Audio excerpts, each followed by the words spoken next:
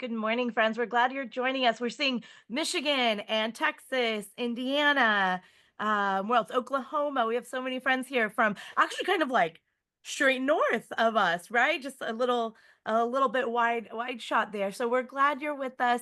We're excited to have you here. And as Robin said, please do interact with us. We have a lot of moments where we're going to ask you questions. We're going to want your feedback. Our friends at Leonardo are on camera. If anybody else would like to be on camera, just let us know in the chat and we can get you there. Otherwise, use the chat for your responses. Leonardo, y'all can get someone to come on up and share your idea, whether it's yours or your groups. And we're really, really excited about that. Kamiko and I are really excited also about the topic that we are going to be talking to you about today, which is the power of the vote. We are joining you from Austin, Texas, from the Lyndon Baines Johnson Presidential Library and Museum.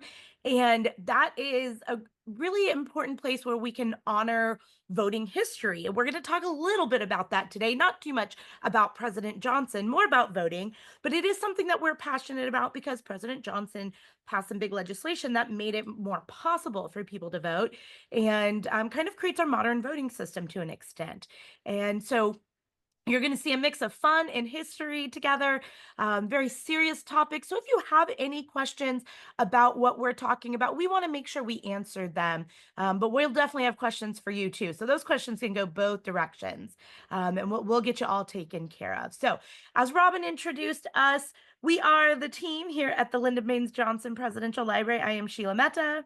I am Kamiko Jacobs, and we're both, the education specialists here at the library. We also were both formerly high school teachers. We actually taught at the same high school, Go Dragons, up until, very recently. So love the classroom. Doing these types of things is just the best part of our day, just getting back into teaching kids again. But yeah, we're going to start off with sort of a hypothetical question to get into the mindset of what it is we're talking about today. So here's the question. And if you want to type in the chat or if you want to unmute, I'll just read the question and then I'm going to welcome any and all answers. So imagine that you are not allowed to participate in any school event. Sports, plays, assemblies, field trips, award ceremonies, anything at your school, you're not allowed to participate in that type of activity, even graduation ceremonies. So there's a few questions I want to ask now that we're sort of putting this mindset on. How would this affect your life? Horrible. Okay, so Leonardo is saying horrible. How would it affect your life? And how would you feel about it? Okay, so we're saying people love to play sports. Yeah, exactly. Like this is what kind of gives us some meaning in our life, right? Terrible. Okay. So how would it affect you? No social life? Yeah, Yeah, exactly. Plainview even said it would be very lonely, which is fair, right? We get a lot of our interaction from our school communities, so that makes a lot of sense. Yeah. Yeah, left out. I like that phrasing of it, right? Left out, like all these things are happening and I don't get to participate in them. Mhm.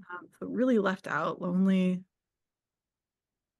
So now that we sort of thought about how it would affect us and how we feel about it, what would you do? Imagine like this is happening to you. What would you do about it?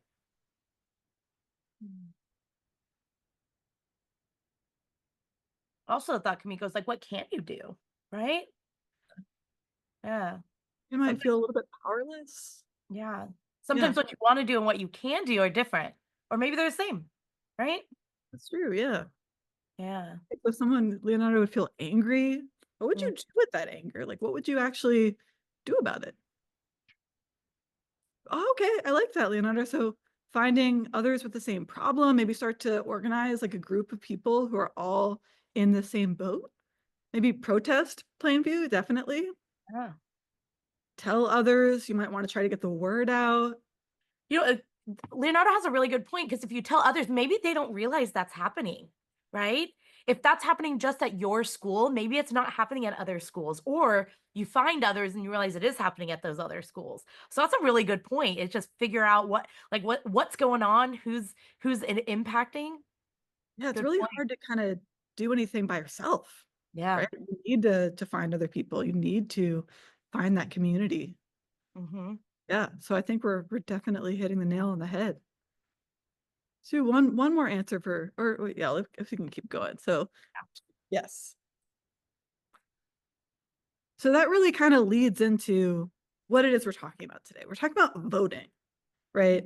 And a lot of times when you think about voting, maybe you think, okay, so you go in, you vote for whoever you want to be president, right? But voting is so much more robust and complex, and it really impacts every single aspect of your life, right? Your school, the parks you go to, the hospitals in your community, right? All of these things are impacted by voting, right? You vote for so much when you go into that voting booth. So when you're not able to vote, like what we're going to be talking about today, that will impact basically every element of your life, right? You're not going to be um, you're going to be essentially a second class citizen, right? And so that's what we're talking about. We're talking about what it means to vote, and we're talking about people in our country's history who could not vote and the ways in which they eventually gained that right.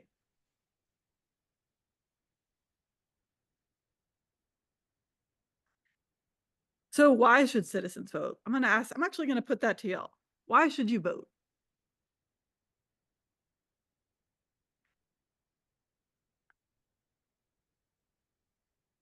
Why is voting important? Our friends from Leonardo, y'all can come up to the camera and have someone answer for your group or for themselves. Okay, having a voice in decisions, definitely. Mhm. To be a part of the community, exactly. To shape policy. Ooh, I like that. Okay, These are all great answers. great answers. Yeah, who would you like in the government? Exactly. And every level of the government, right? Mhm. Down to like your city council, your school board, Mhm. right? We have some really knowledgeable um soon to be voters here with us today, Kamiko. Yes, I You have some love it. great answers. I Yeah. know. You guys really get why Hmm. it's so important. It's Good. awesome. All right, so now let's travel back in time. Going all the way back to like 1770s, 1780s, right? Back when a bunch of what we call now framers got Hmm. together and they wrote something called the Constitution, right? The Constitution is pretty important, right? It's a document that basically decides all the rules for how our government functions. Now, when those framers got together and wrote that Constitution, who do you think could vote? Who could vote? Okay, the founding fathers could vote, yeah. I would hope. You would think if Well, they're they wrote writing the it. document, right? Include ourselves in that. That makes sense. Yeah. Okay, so plain view saying white guys, yeah. Wealthy white men, okay, yeah. Like Leonardo, wealthy white men landowner. So it's interesting, Men. right? Because you're right, but the Constitution didn't actually say that. Actually, the Constitution didn't say anything about voting at all. Just crazy, right? So the Constitution didn't say it. So what decided who could vote? If it's not in the Constitution, who gets to make that rule? This is kind of a trickier question, but you guys are being so good that I think they can get it. I I feel think they like can we're get gonna it. know it. Yeah. We have engaged citizens right here. Okay, someone saying Parliament, yeah, interesting. Maybe it's in the Bill of Rights. Maybe the president, President. possibly.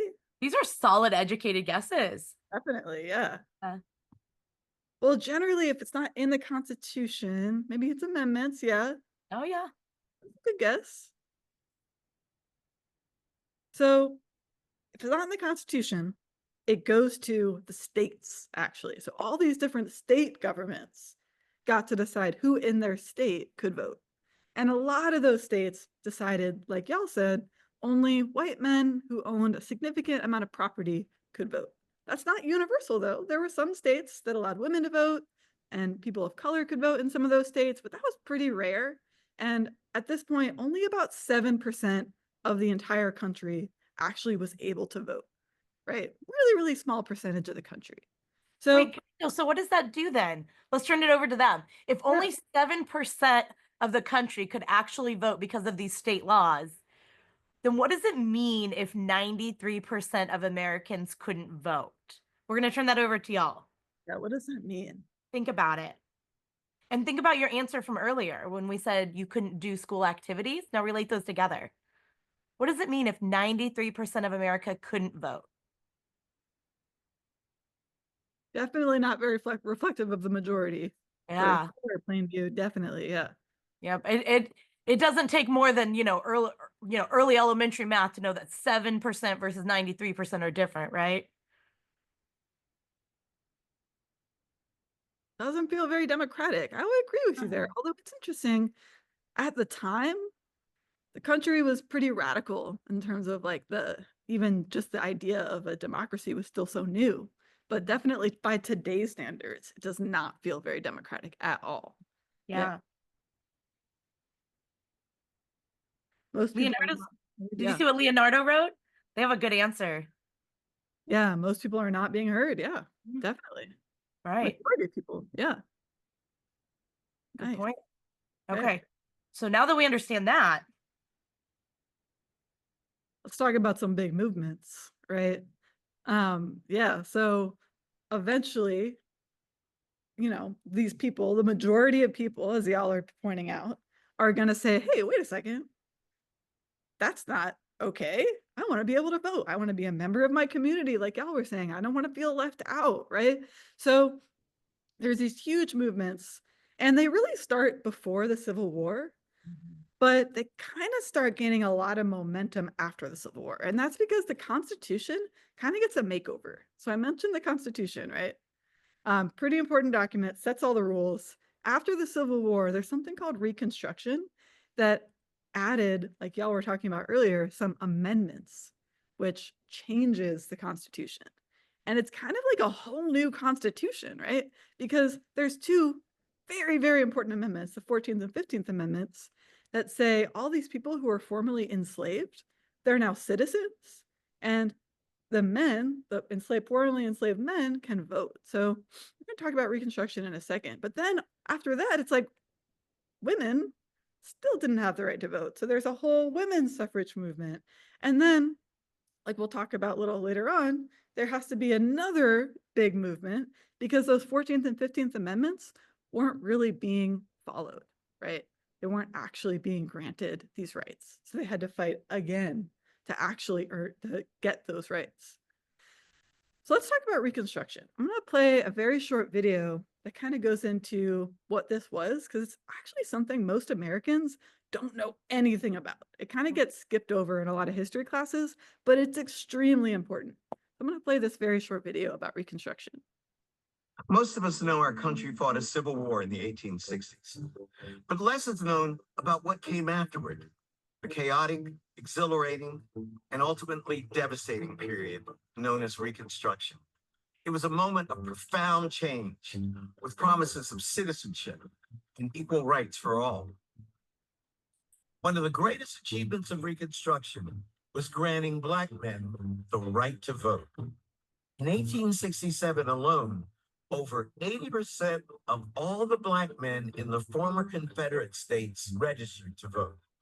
3 years later, Hiram Revels was elected the first Black man to serve in the United States Senate, and Joseph Rainey became the first Black United States Congressman. Their election paved the way for more than 2,000 Black office holders who served at every level of government during Reconstruction. There are not many moments in recorded human history where a group that was so subordinated would, within the space of a decade, actually be integrated into the highest echelons of political society. But the momentum wouldn't last. Black men's access to the ballot box, along with other key rights gained during Reconstruction, were rolled back systematically throughout the South. In 1875, near the end of Reconstruction, the 44th Congress included 7 Black House members and a United States Senator. By 1900, only one remained, Congressman George Henry White of North Carolina. By the time George H. White leaves office in 1901, he literally turns the light off on national Black political leadership. No one will come behind him for an entire generation. One of the cruel ironies of Reconstruction is that Black people could claim certain rights in the 1870s that they would have to fight to reclaim in the 1960s. A sobering reminder that achievements thought permanent can be overturned and rights can never be taken for granted. So yeah, so we kind of saw a window into Reconstruction, right? Where they passed these amendments and people who were formerly enslaved could now not only vote, but serve in Congress, the most powerful organization, right, in the United States government. So it's pretty remarkable to think about, right? This period of time when America was almost leaning into becoming a true democracy, like y'all mentioned, a true democracy where everyone actually did have the right to participate. But that window closes, right? And we're going to talk about what happens after that period ends. So then after Reconstruction, Most of us Oh, know our sorry. country. There we go. you have the women's suffrage movement, right? So 15th Amendment, Black men could vote and serve in Congress, but you're going to notice still 0 women in Congress and 0 women voting. So women were also, they started to protest before the Civil War. In large part, they're inspired by the anti-slavery movement, also known as the abolition movement. But then the 15th Amendment gets passed, and women who had fought so hard alongside the anti-slavery movement are like, wait a second, what about us? Right? That's kind of messed up. Y'all get the right to vote, and we've been fighting too, and we got nothing, right? So then there's this whole new momentum of the women's suffrage movement that grows after the Civil War.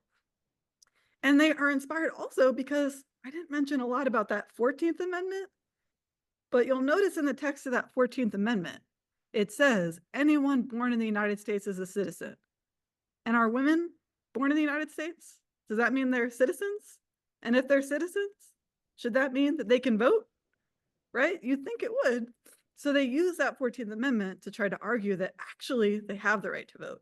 So we're looking at this document. What do y'all think this is? Have we heard of this person who's being described?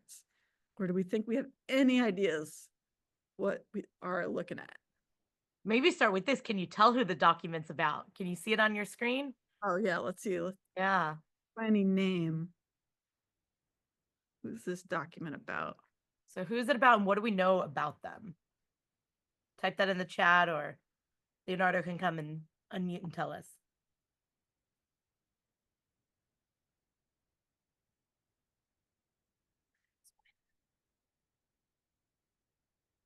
All right, Leonardo's coming in the clutch. If y'all will unmute and tell us. What do we have?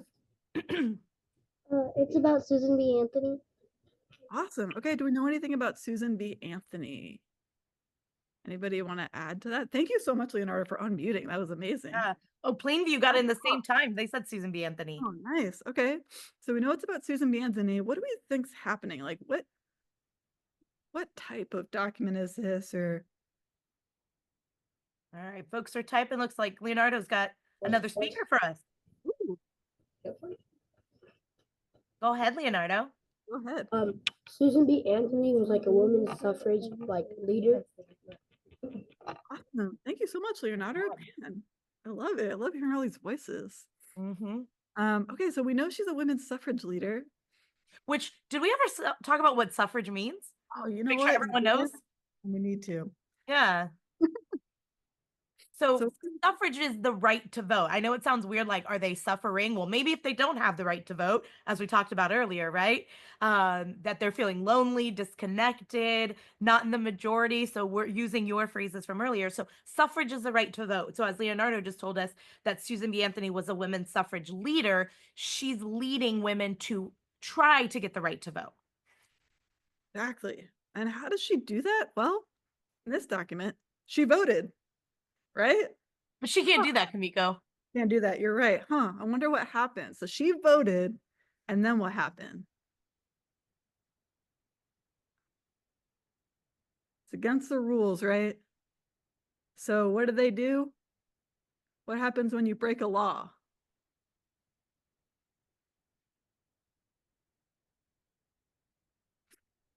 Let's say Coventry, Plainview, all our friends. Put that in the chat. What happens when you break a law? you get arrested, Leonardo. Exactly. So Yeah. you got arrested. for voting. Isn't that crazy? She got arrested for voting. And this is the document where they're basically saying, you broke the law, you're in jail and you got to pay a fine because you're not allowed to vote without having a lawful right to vote in said election district, the said Susan B. Anthony being then and there a person of the female sex. She is a woman, she can't vote, that's against the law, so she goes to jail, along with 15 other women who also voted. So this is sort of the beginning, and I know this is a big phrase, and we're probably going to learn a lot about it later on, but this is called civil disobedience, right? It's when you're disobeying a law on purpose as a form of protest, right? That's what she's doing here. She is participating in civil disobedience. This is sort of the early stages of the women's suffrage movement. This is in 1872. It takes a lot longer for women to actually get that right to vote. She's actually not even alive when they eventually pass the amendment that will grant women the right to vote, the 19th Amendment. So it takes a lot longer. But this is sort of the early movement. So the last thing we're going to talk about is, I know we talked about it at the end of that Reconstruction video, but even though that 15th Amendment was passed, that did not mean that Black people could vote in the South. Does anyone know why? Like, it's in the Constitution, right?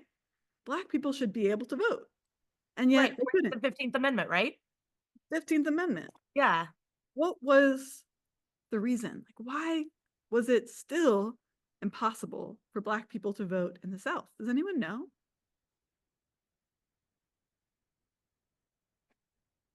Leonardo's got an answer. Because in the Civil War, the South wanted slaves to be the South wanted the blacks to be slaves, and the North wanted the slaves to be free. So in the South, they were like still treated as slaves when they couldn't vote. That's a really interesting point that you're bringing up the Civil War and the aftermath of it. Yeah. Okay. Yeah. And they're trying to keep those citizens as close to that enslaved like status, right? Even though the laws had changed. It's a good point, Leonardo. Really good point. Yeah. Mm-hmm. How did they do it though? You think about you're right, right? The South wanted to keep that pre-Civil War society where Black people are not equal. But how? Because there's a 15th Amendment. How'd they get around that? Yeah.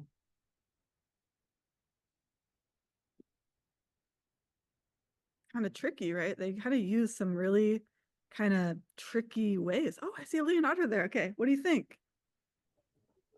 I think they didn't agree with the northern states, so they wanted to break away with America. Yeah. Yeah, definitely. They wanted to break away. And the Civil War was fought to, preserve that union, keep them together. And eventually they're brought back into the union. Reconstruction is in many ways putting the pieces back together, country coming back together. And yet, in the South, oh yeah, I see another answer. Sure, go ahead. They made the African Americans pay taxes, so since they didn't have a lot of money, they couldn't vote. All Ah, right. thank you so Good much. answer. Great answer. Yeah. Those taxes.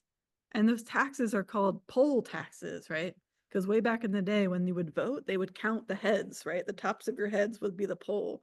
And so they called them poll taxes. And that was something you had to pay to be able to vote. Yeah. So that's one way. Awesome. There's a lot of Plainview and Sharp aren't in the chat. Make sure you're typing in the chat with us, Plainview and Sharp. Love to hear your thoughts.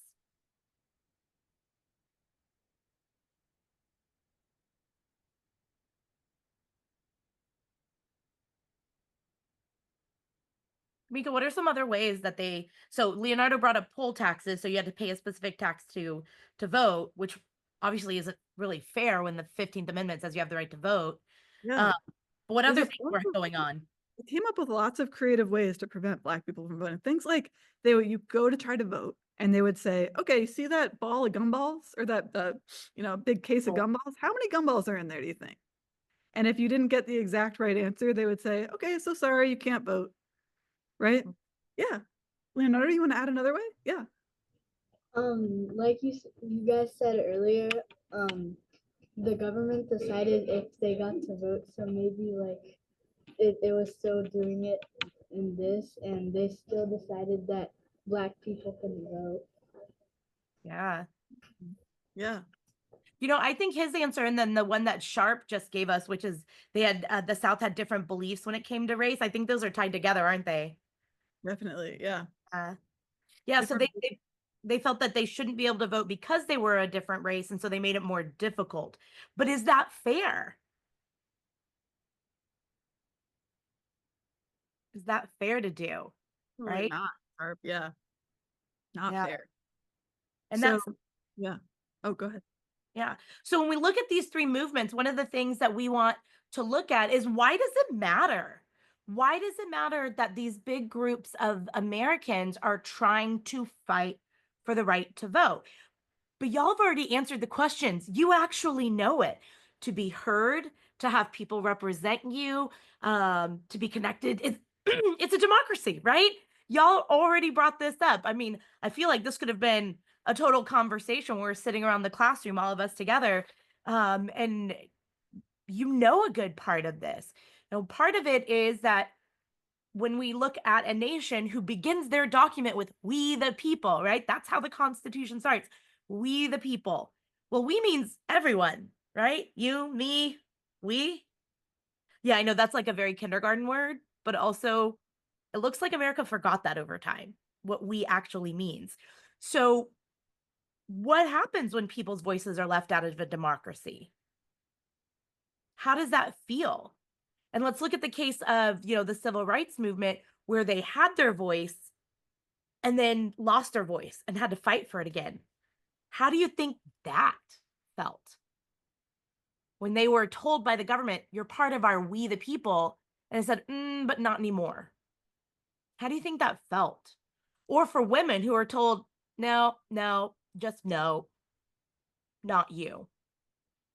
Think about if you were told that today. I'm sure the feelings would feel the same way, right? Regardless of why you were told no, your vote, your power in a democracy doesn't matter.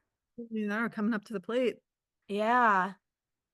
So Sharp says it would be infuriating. Very good word. I have a feeling you'd be more than mad, right? You'd be infuriated. Great, Hard great word to say. word for today. Yeah, Leonardo, you're coming on up. Tell us, how would you feel? What would that be?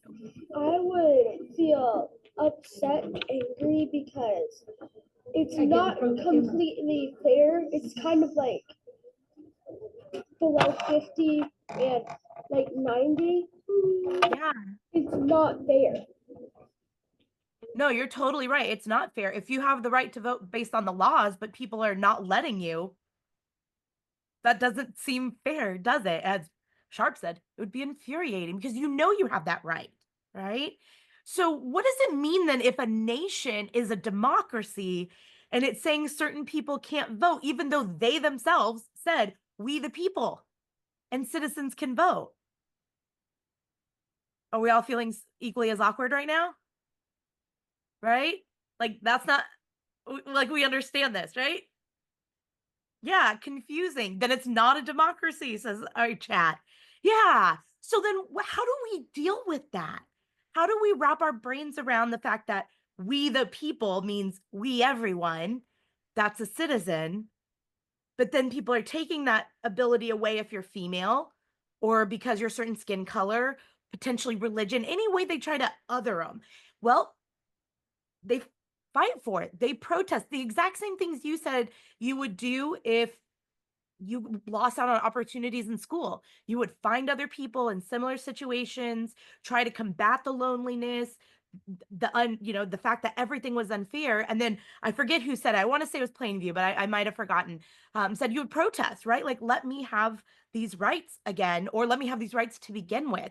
And that's what we see in these movements. But what we would like to talk about now moving forward is, let's talk about when kids got together and did exactly this. Now, in the chat, tell me, what is the age to vote today?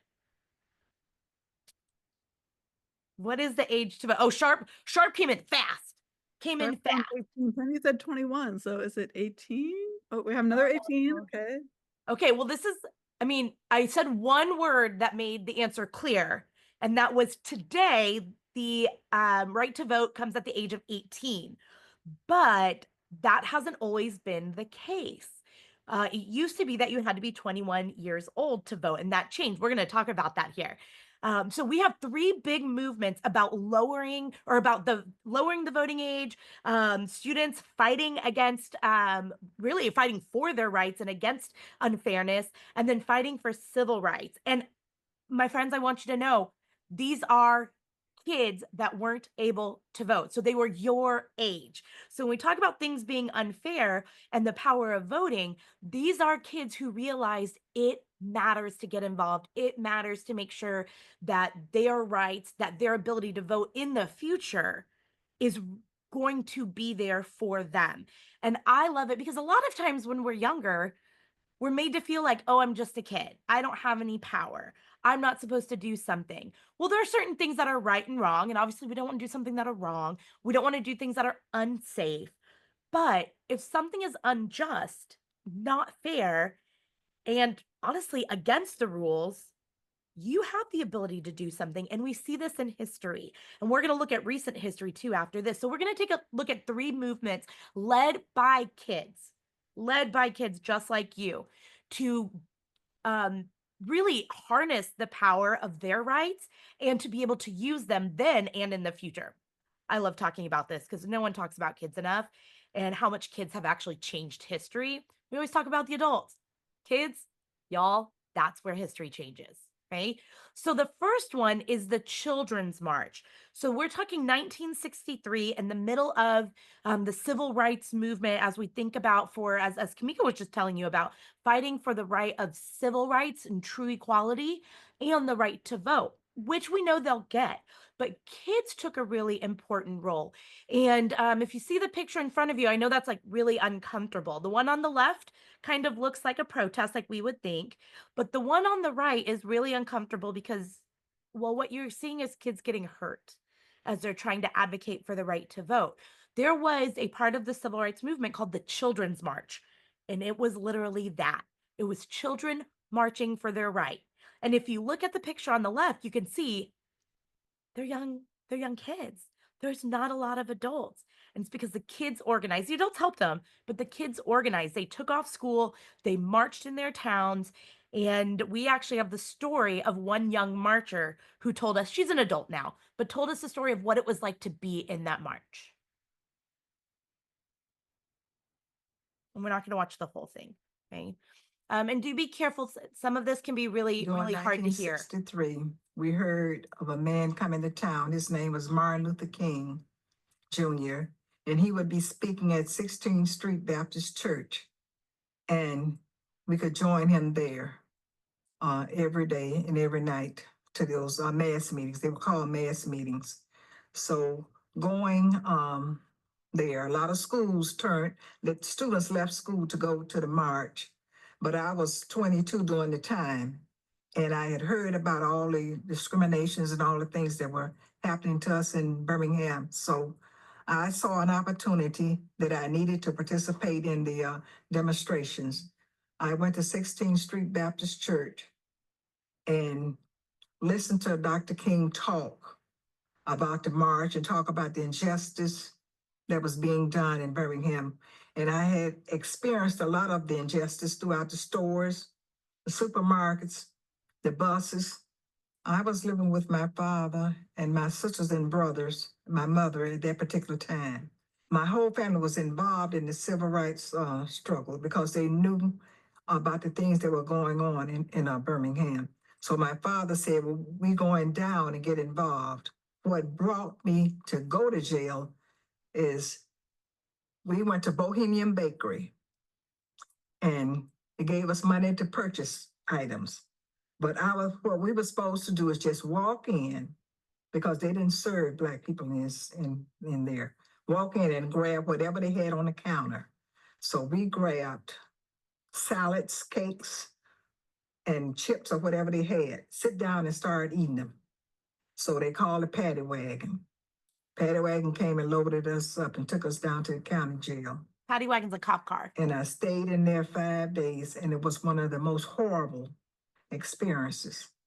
The conditions of So I didn't want to play all of that because she gets into just how horrible that experience was. And so if you think about it, they heard about civil rights. They said this is unfair.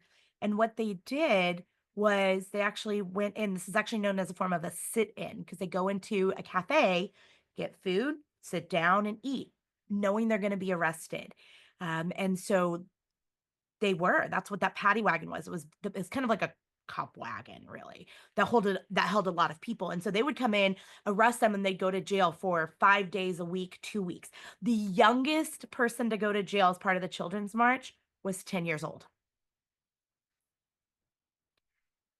And it was because they knew that their civil rights were being taken away, that they didn't have them, and that this was the way that they could fight for them.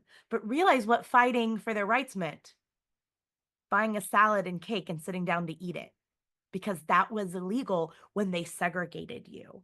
And that's not the future they wanted for themselves. You heard that in her, in her testimony. This is not the future that they wanted. So that's what they did. Okay. So you have that power. It doesn't mean it's going to change, but you are part of the bigger change, right? Another movement, we actually fast forward a few years. It's actually two high school students. So some of our friends, this is your age, and some of our other friends is just a few years older than you. So it's a brother and sister named Mary Beth and John. And they were really upset about the Vietnam War. So this isn't about civil rights. This was actually about their democratic freedom of being able to voice their opinion and have the rights of a citizen. Again, not necessarily the right to vote, but the rights of a citizen. And what they did, because they did not like the Vietnam War, they thought the United States shouldn't be fighting in it. They actually wore the armbands. You can see it in their picture. They're holding it. They wore black armbands around their arm with a peace sign on it. That's all they did. They put it on their arm and they went to school. Well, they got in trouble. The teacher said, you can't do that. And they were suspended. The principal said, you can't do that. It's suspended. And they said, but we're citizens and we have the rights of a citizen. So says the 15th Amendment, 14th Amendment, and the 15th Amendment. And they're like, well, this isn't about voting. This isn't about, your rights. You are a student. And they're like, is there an age limit on our right? You only put an age limit on our right to vote. And that got people thinking. So this gets taken all the way up to the Supreme Court, the highest court in the United States, and they heard the case of Tinker versus Des Moines. And that is the Tinker kids right there you see on the picture, and the school district, because the school district said you can't do that. And they said, but we can. And what came of this was that they could, that you have your rights in a school setting, but the school has to look out for the group, every student there collectively. You do have your rights, but within context of safety and security for others. So when he was an adult, in fact, who you're seeing on the screen here, this older guy, is John Tinker. So there's a couple seconds of them talking about why this movement mattered to them and what they were doing. Oh, my apologies. Oh, there we go. Free speech is There we important go. because you have something to say. There's something you want to say. And what we wanted to say was that we were upset about the Vietnam War. Yes, we needed our free speech rights to say that, but it wasn't first and foremost in our concerns. We didn't realize at the time that that was going to turn out to be the important victory in the case. Yeah, that's a really important point. We were protesting the war, and our victory was a First Amendment victory. And so, I mean, we're both happy and proud, to have our name associated with that. The principle, now what they call the Tinker Standard, that if the expression is not substantial and disruptive, and doesn't offend the rights of others, doesn't harm or against the rights of others, that's called the Tinker Standard. And I mean, you can imagine we have to be proud to be part of that. And all right. So yeah, now we have this whole new idea called the Tinker Standard, in which, these high schoolers, and they were actually pretty young high schoolers. I think they might have been freshmen and sophomores. They changed the way that citizenship and your rights were understood, but they knew they couldn't vote. They said, we have the right to vote later. At this point, it was still 21. They said, we'll have the right to vote, but that doesn't mean we're not citizens and can use our rights. What will end up changing is actually when the voting age gets lowered just a few years later. And it has again to do with the Vietnam War. That's one of the reasons I like to bring up the Tinker case, is because there's students saying this isn't right, this isn't fair. And later on, when they change the age of voting, it actually still has to do with the Vietnam War. Not because they had to vote for or against the war. Congress has the right to vote for war, or Congress can allow the president to engage in a conflict for a short amount of time. The Vietnam War is going to be really important in understanding that.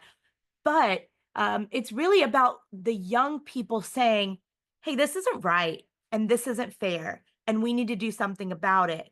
Because what the issue was here is that if the soldiers could be 18 years and up to be drafted in the war, but they couldn't vote until 21, they couldn't vote for the very people who said the draft needed to be implemented and they could be sent off to war. Let's talk about not being fair, right? How would you feel if the adults around you said, oh, we're going to make the decision and put you in harm's way, but you didn't get a say at all? Think about that. Put that in the chat. How would you feel? It's a lot of reflection today, isn't there, Kamiko?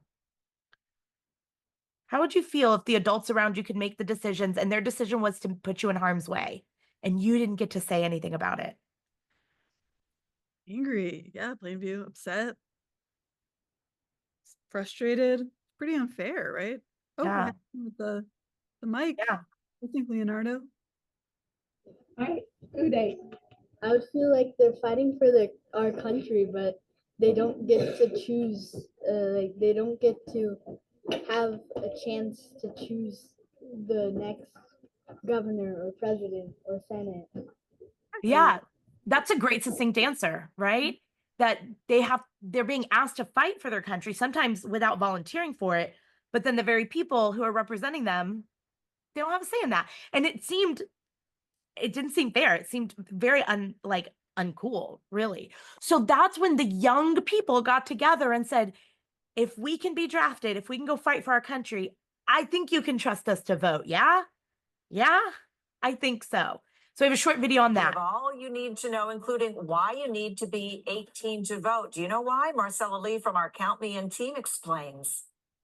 Barbara Lee, the voting age has been 18 for the past 5 decades, but it hasn't always been that age. Here's a look at the history behind it and how a controversial war was the spark for change. Nearly 50 years after the last U.S. soldiers came home from Vietnam, the war still influences who can vote in our political elections.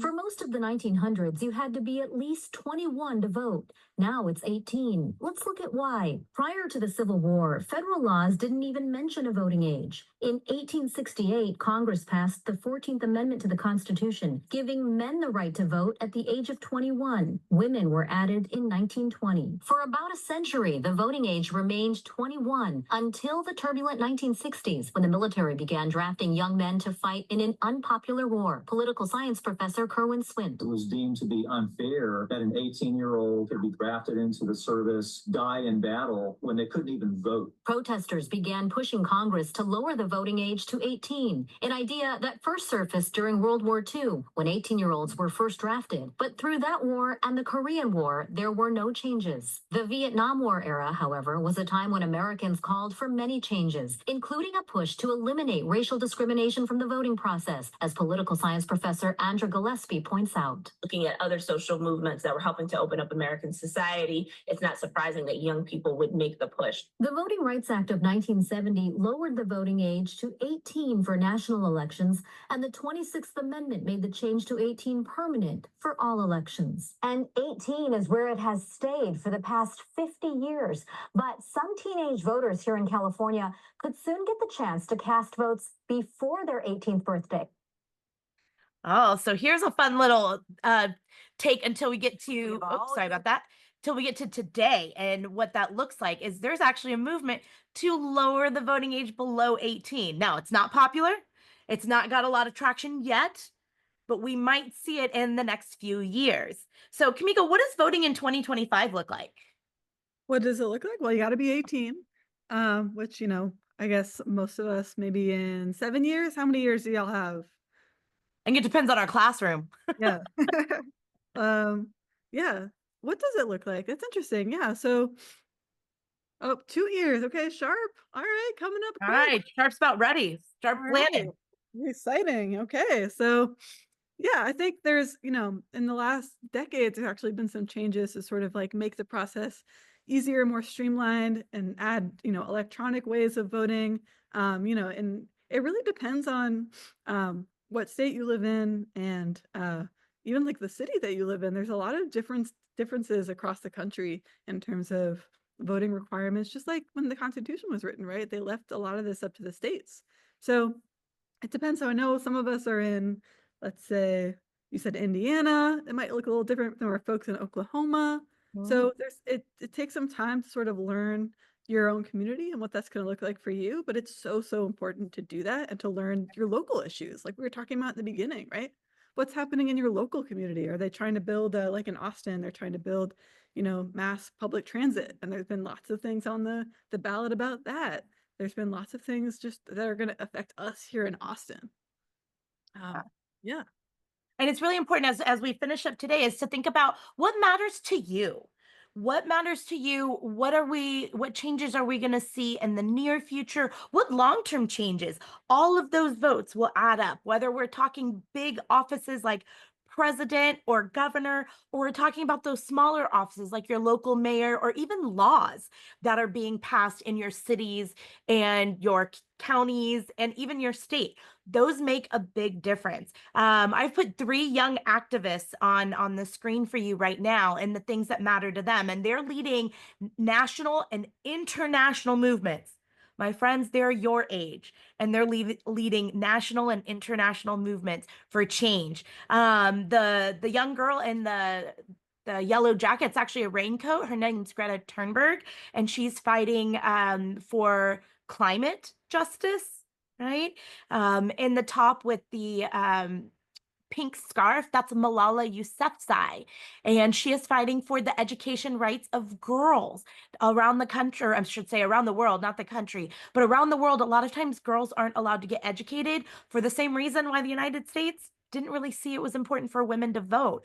And she said, we've got to make sure that women are educated so they can lead fulfilling lives, they can be part of their government, and they can be part of our world.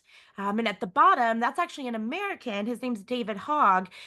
He was part of the student population for a school shooting in Florida and lost friends. And so he is advocating for gun restrictions to make schools safer. These are all movements that are passionate to the individuals. So we're going to ask you as we wrap up and start to take questions here in a second, what matters to you? If you were going to lead a protest movement and you wanted to fight for something to be better for your future, better for right now even, because like we saw with the Tinker Kids, they were fighting for the moment. They were fighting for the moment. What matters to you that you would be strong enough to be part of a protest movement? We can put that in the chat. And we'll also take some questions. Kamiko and I have about 8 minutes? 5 to 8 minutes, and we'll love to take your questions if you have them. Put them in the chat or unmute. Yeah, so I'm so curious to hear what y'all care about, you know, just especially all these different parts of the country. Okay, equality for trans people. Yeah, that's so important. And there can be a lot of answers. There's not one, because it's what matters to you, and that can be different than the person you're next to. Yeah. Say, Leonardo, what do you think the voting age should be? You say it should be. Oh, what do we think? 5 years old? We have younger siblings that we think should be able to vote. On behalf of someone with a younger sibling, I don't know that is where I want to go. Yeah. Well, I'm the youngest, so I think yes. Just younger siblings. Look at this, animals, right? Laws for animals to keep them safe. That's a great idea. Coventry agrees with the younger voting age, and we think 16. Okay, so I see a movement happening. Yeah. You know? Sharp is coming in with a really broad idea saying respect for others. Yes, right. We're not seeing a lot of respect for people who are different, have different ideas, who live different lives. I would say, oh my goodness, how do we legislate that? How do we fight for that to be a reality? I'm not sure, but it's still worth fighting for, right? Right? Absolutely. Y'all, your hearts are in such great places. We have active citizens who know a ton and Yeah. compassionate souls who are looking for the respect and love of people and animals alike. I I could know, and I stay just here all love day the and talk with them. I love the Oh, connection happening with Leonardo and Coventry. You guys are on the same I page. know. Their brains have Mhm. been very similar all day. Oh, Robin popped on. That means we probably only have time for one or two questions if you have them before we have to stop. So thank you for sharing your ideas. We'll take some questions. We have 5 minutes. Okay. Okay, we can take a couple of you. Put that in the chat. Voting rights. How do kids get this stuff done, even when you don't have the right to vote, which is really cool because look how powerful that kids are without the right to vote, right? Yeah, you don't need that right to vote to be able to make a real big difference, like we've seen with so many of these children's movements. Oh, I see a Maybe hand up. maybe some of these kids need a push in the right direction on where they can get started at Right. being activists. Right. We do have a question from Leonardo. Come on up. And as we're doing that, one of the ways that you can really kind of start what it is you're looking for is exactly what you said before. Find others who think the same thing that you do. Like you want to make that change. You have an idea that you both or several of you have the idea that something is unfair, and then get together and think about what can I do. And remember, it needs to be, fair. It needs to fight for justice. If civil disobedience is very, very hard because there are consequences with this. So we would say if you're thinking about like would never advocate breaking a law, but if you think something is unfair, you probably want to talk to an adult in your life first, because you need to have the support from them. Even the children's marchers had support from the adults in their life. All right, Leonardo, tell us or ask us either way. Why did they make it 21 before 18, that you had to be that many years old before you could vote? It's a great question. Question.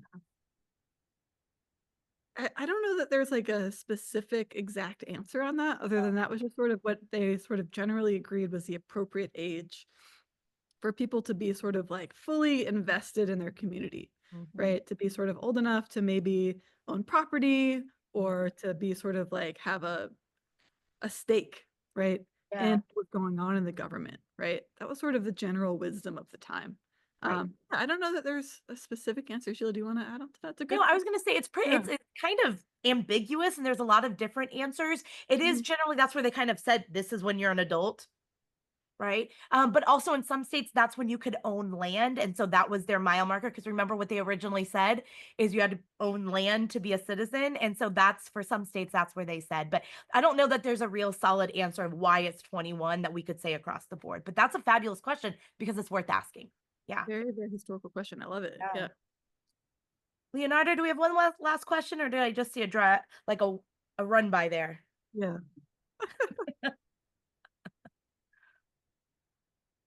All right. Well, maybe it was just a run by headed to the door or something. There's nothing in the chat. So, Robin, we'll turn it back over to you.